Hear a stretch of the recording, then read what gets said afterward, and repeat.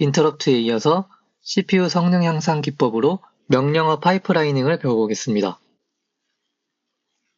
이 파이프라이닝이라는 용어는 우리가 28페이지에서 명령어 집합을 배울 때 잠깐 나왔던 용어인데요.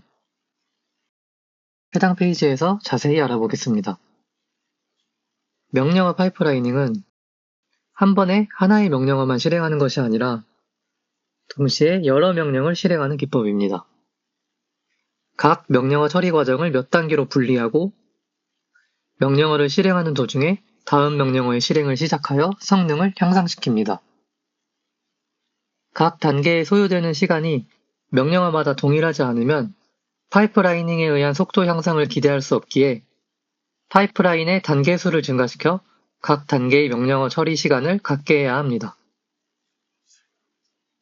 네, 이 마지막 문장에 대해서는 조금 생각해 볼 필요가 있는데요. 일단 아래쪽에 2단계 명령어 파이프라이닝 개념부터 살펴보고 다시 위로 올라와 보겠습니다. 여기서 2단계라는 것은 명령어 처리 과정을 인출 단계와 실행 단계라는 두 단계로 나눈 것입니다. 한 클럭에서 두 개의 명령어의 각기 다른 단계를 동시에 실행합니다. 여기서 클럭이라는 용어도 이전에 잠깐 등장을 했었는데요. 아래쪽에 클럭에 대한 부연 설명을 한번 살펴보고 넘어가겠습니다. 지난번에 잠깐 설명을 했었을 때는 CPU의 작업 진행 속도를 결정하는 리듬 정도로 말을 했었는데요. 보다 정확한 설명을 살펴보면 CPU의 동작을 동기화하고 명령어 실행 속도를 결정하는 신호로 초당 주기로 측정.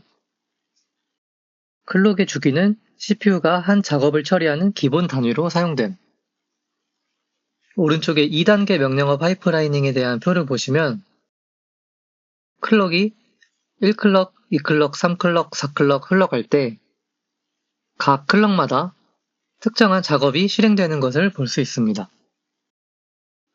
자, 그러면 클럭 주기가 짧은 것이 무조건 좋은 걸까요? 물론 클럭 주기가 짧으면 명령어 처리 속도의 향상을 기대할 수 있습니다. 하지만 그만큼 발열이 심해질 수가 있는데요. 그래서 이런 발열 문제를 해결하기 위해 저전력 모드 같은 것을 사용하여 의도적으로 클럭 속도를 낮추고 전력 소비를 줄이면서 배터리 효율을 높이는 기술이 사용되기도 합니다. 우리도 운동을 할 때 심장이 빨리 뛰어서 그만큼 많은 에너지를 쓸 수 있게 해주지만 항상 심장이 그 상태로 두근두근거리면 좋지 않겠죠? 그와 같은 것으로 생각하시면 됩니다. 네, 그래서 클럭도 알아보고 간단하게나마 2단계 명령어 파이프라이닝을 살펴보았습니다. 그리고 아까 넘어갔던 이 마지막 문장에 대해서 다시 생각을 해보겠습니다. 생각을 해보면 모든 명령어가 동일한 처리 시간을 가질 수는 없는데요. 만약 명령어 간의 처리 시간이 매우 차이가 난다면 여기서 보시는 것과 같이 2단계 명령어 파이프라이닝을 쓰기가 어려워지겠죠. 그럴 때 어떻게 해야 되냐면 명령어 처리 과정을 조금 더 잘게 나눠야 됩니다. 그럼 그렇게 나누어진 더 세세한 각 단계에서는 명령어 간의 시간 차이가 조금 더 줄어들 수 있습니다. 그런 식으로 파이프라인의 단계 수를 증가시키면서 동시에 여러 명령을 실행할 수 있는 것입니다. 그래서 앞서 보았던 2단계 명령어 파이프라이닝 뿐만 아니라 4단계 명령어 파이프라이닝도 있고 6단계 명령어 파이프라이닝도 있어요. 먼저 4단계 명령어 파이프라이닝에서는 명령어 처리 과정을 4단계로 나눕니다. 명령어의 인출, 명령어 해독, 오퍼랜드 인출, 명령어 실행.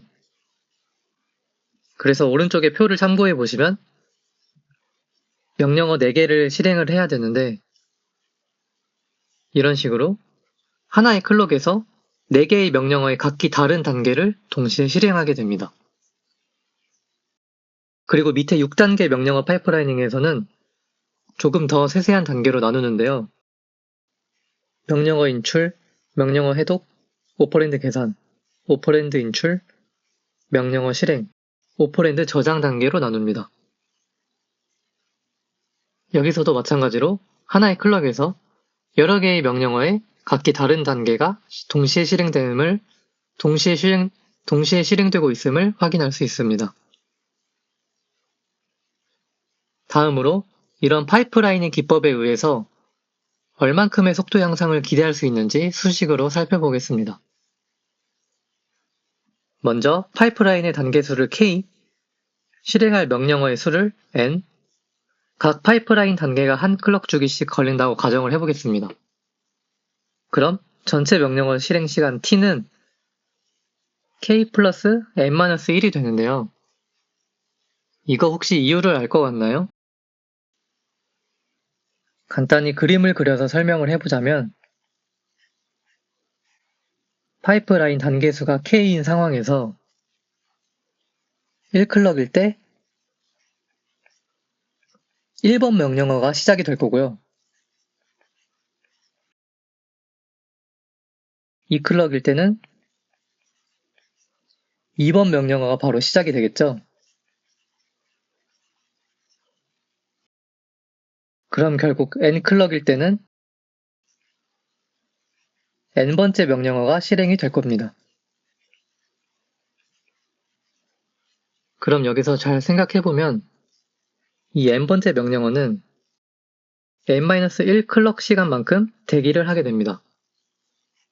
그리고 나서 이 n번째 명령어가 완료되기 위해 추가적으로 k클럭이 더 필요하게 되므로 총 걸리는 소요 시간은 이 k와 n-1을 더해줘야겠죠.